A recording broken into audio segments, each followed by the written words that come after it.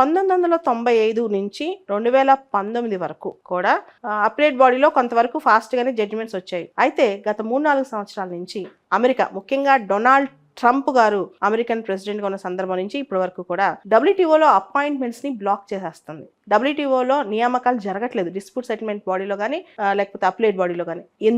ఎందుకంటే అమెరికాకి చాలా దీనిలో ఆక్షేపణలు ఉన్నాయి, చాలా అమెరికాకి డౌట్స్ ఉన్నాయంట అమెరికా చెప్తోంది. సో దాంతో WTO కేసులు అన్ని స్టాల్ అయిపోయాయి, అప్పీల్స్ చేసుకోవడానికి లేదు, ఆ గొడవలన్నీ అలానే ఉండిపోయాయి, ఇదంతా అవుతుంది అనమాట. ఇన్ఫాక్ట్ 2016లో ఒక పెద్ద క్వశ్చన్ వచ్చింది. ఈ ట్రేడ్ వార్స్ ఇవన్నీ చూసి, అంటే అమెరికా చైనా మధ్య, అమెరికా యూరోపియన్ యూనియన్ చైనా మధ్య ఈ ట్రేడ్ సంఘర్షణలు, ఈ వాణిజ్యపరమైన యుద్ధాలు స్టార్ట్ అయినాయి కదా, ఒకళ్ళ వాటి మీద ఇంకోళ్ళు ఎక్కువ ట్యాక్స్ వేసుకోవడం, ఇది జరిగినప్పుడు అసలు WTO నియమ నిబంధనలన్నీ ఈ దేశాలు పక్కన పడేస్తున్నాయి, WTO అని పట్టించుకోవట్లేదు. వరల్డ్ ట్రేడ్ ఆర్గనైజేషన్, ప్రపంచ వాణిజ్య సంస్థ యొక్క కంప్లీట్ దాని ఆవశ్యకతే పోతోంది అని చెప్పి కూడా చాలా చర్చలు వచ్చాయి.